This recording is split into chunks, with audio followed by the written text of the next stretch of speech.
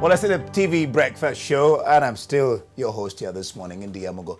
I have, we've been talking about the JPMorgan's delisting on the GBIEM, that is Global Bond Index Emerging Markets. And this is because as far as they're concerned, Nigeria is, has restrictions in that market, and they're not quite happy with it. But the government has their own reasons. They're saying we have to protect our market and till sometime when we're much more balanced, and then we can still get back into the index. I still have on phone Festus Akombi.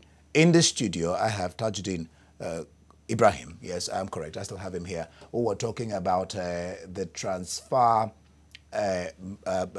doing something on the transfer market. Festus, can you take it from there? We're talking. I'm sure you were listening to him. Can you take it from why he stopped talking about that the government has to do something really about the transfer market?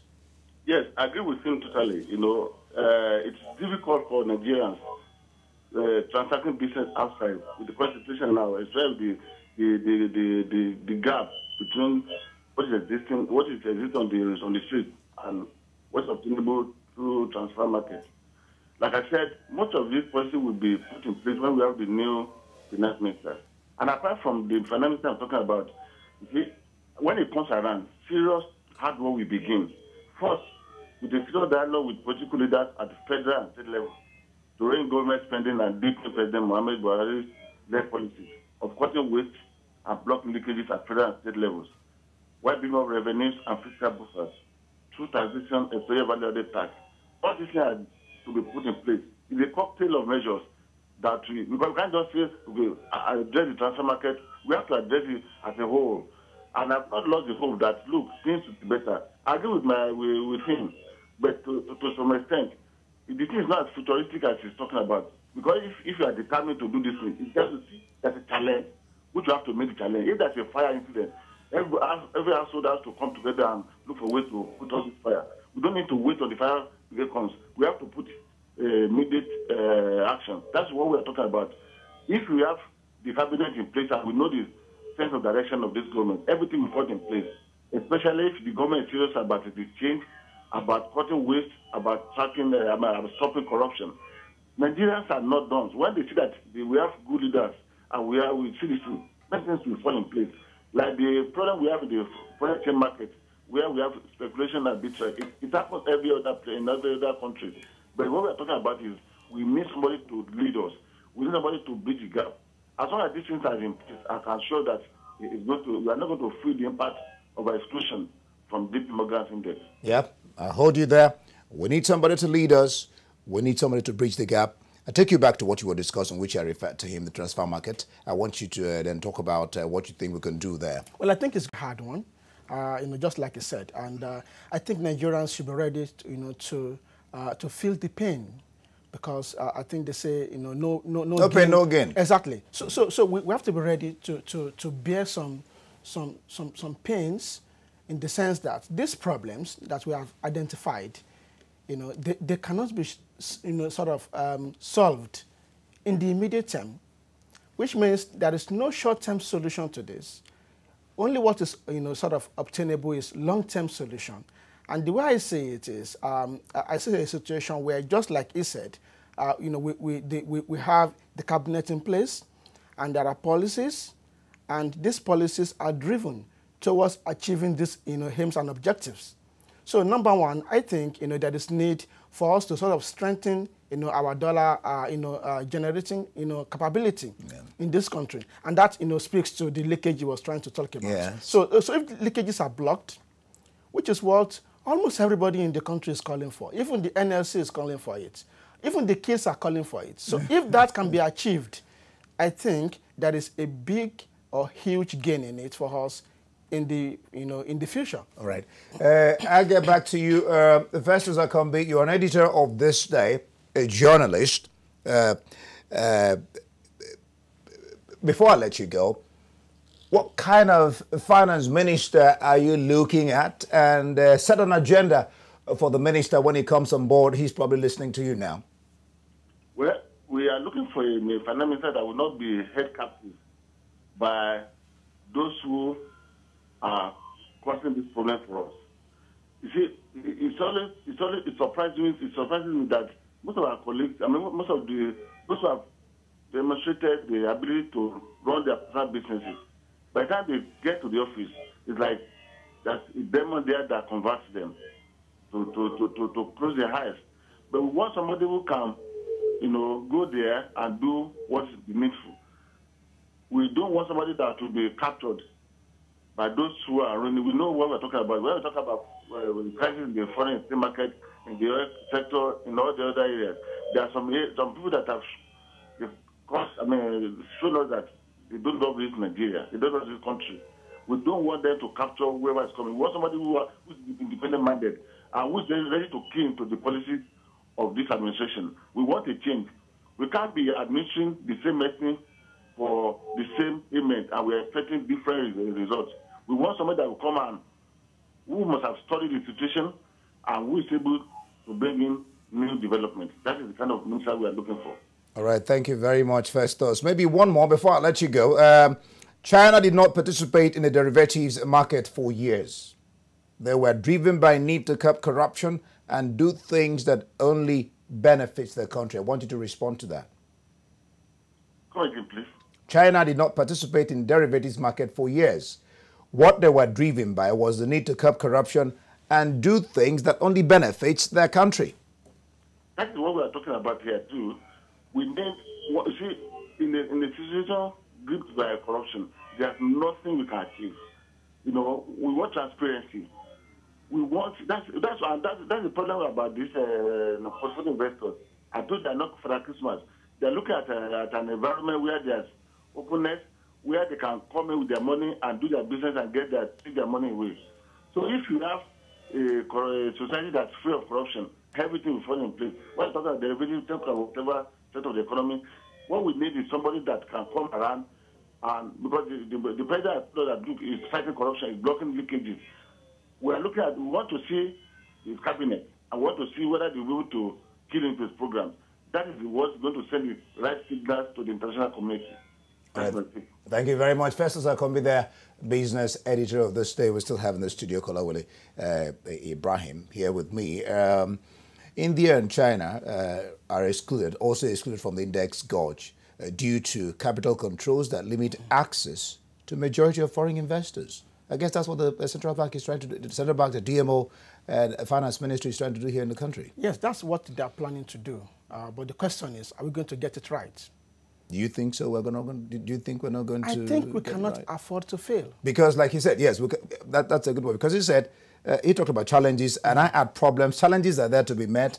Problems are there to be solved. We should be able to handle them. Exactly, I agree with you, and that is where we need, a finance minister that understands the economy excellently, and understand how the financial markets also works, and also understands each of the ministries and how each one of them is connected to the finance ministry, and is able to work around all of this, to sort of drive, Nigeria to the next level in terms of growth and also in terms of development. So if we fail on that front, then I'm afraid we failed.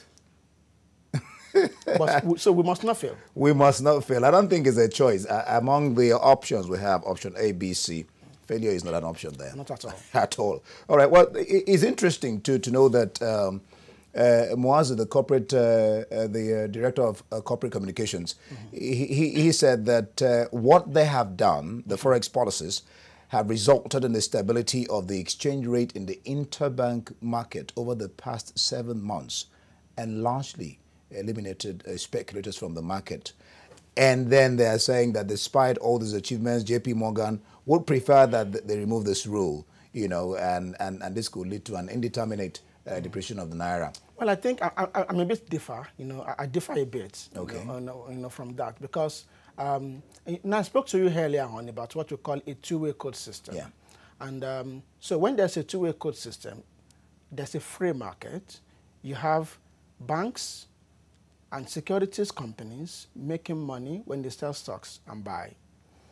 The same thing applies when they sell and buy bonds. So the same thing applies when they sell and buy foreign currencies. So this was in place before. So, but at the moment, we don't have it any longer. So, if apart from you filling the order of your customer for banks, you cannot really generate much money on FX. But what do you call a proper banking environment?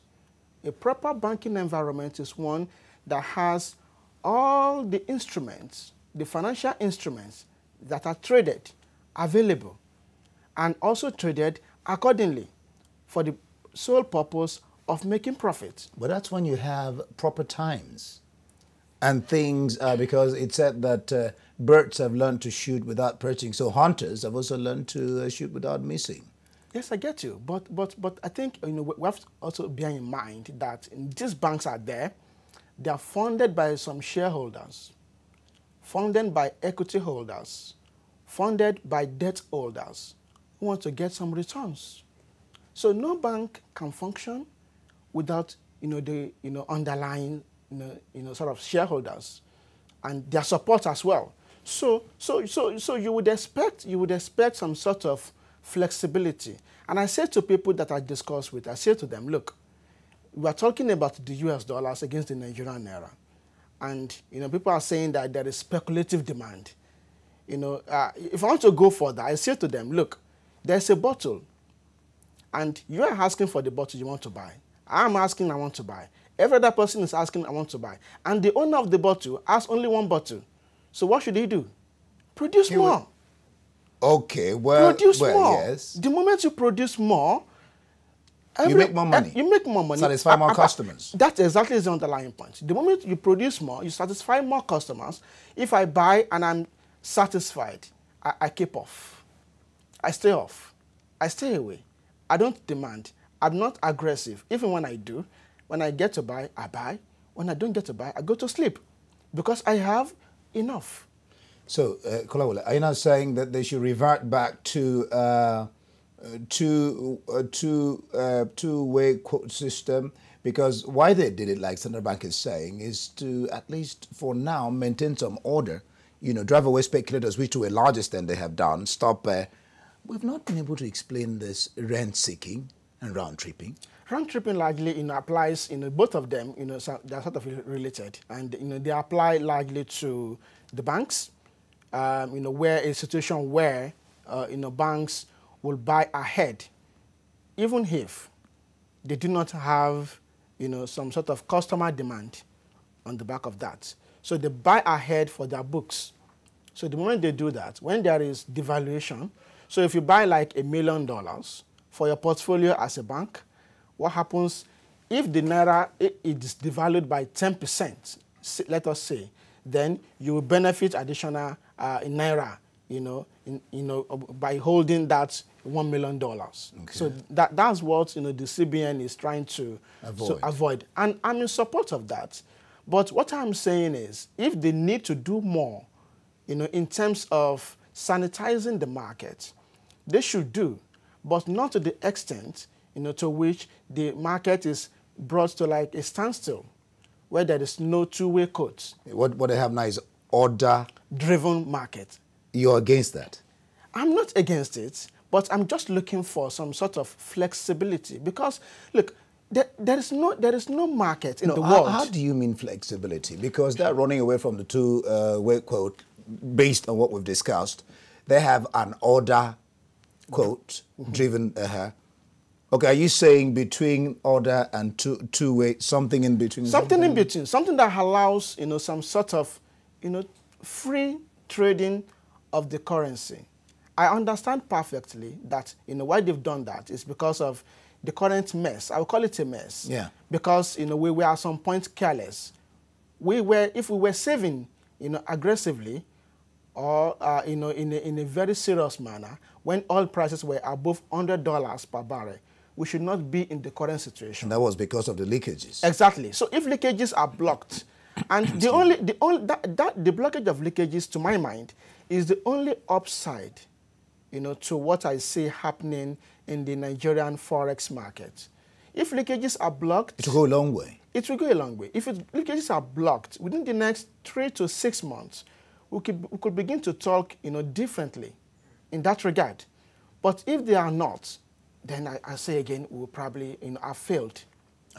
We do sincerely hope that leakages get blocked, because if then they don't get blocked, that will be a serious matter, really. It's been quite interesting discussing this thing. The government has also said that, I remember they're saying, let me just get it here. Well, okay, let's talk about the question of, let's go back to JPMorgan a little bit. 12 months interval to return to the index, that is, and Nigeria would have been able to satisfy the consistent liquid currency criteria. I want us to look at that too. If what they are looking at, because analysts generally, economic, financial, equities, or any sort of analyst that track currencies will probably agree, that this country, looks promising in terms of a turnaround of the entire economy, largely hinged, around what the current administration is likely to do. So if you take a 12-month look at this economy, what we have today, I believe will be far better in 12 months' time. And that, of course, to my mind, would be a compelling reason for them to bring us back to the index after they might have taken us out. But it's really interesting that only Nigeria and South Africa are in that index. It is interesting because those are the two key markets. Don't forget that Nigeria is the largest economy in the world. I'm sorry, in Africa. In Africa, yes. And followed by South Africa. And interestingly, you will find that the South African market is far deeper than the Nigerian financial market, and their weight in the index is 10%. And we are only 1.5% of the index. So the trading activities of investors in that index, in connection to our weighting here in Nigeria, is not really significant. So what happens if they delist us, they get out of our bond market, the local investors are there. But there's a price to pay. In future, what I see is a situation where foreign investors will place a higher, risk premium on Nigeria if we want to issue another Eurobond. Yeah. Well, thank you very much, Kolawole Ibrahim, an analyst, talking on the JPMorgan listing. So glad to have you spend your time with us on TVC Breakfast show. Welcome.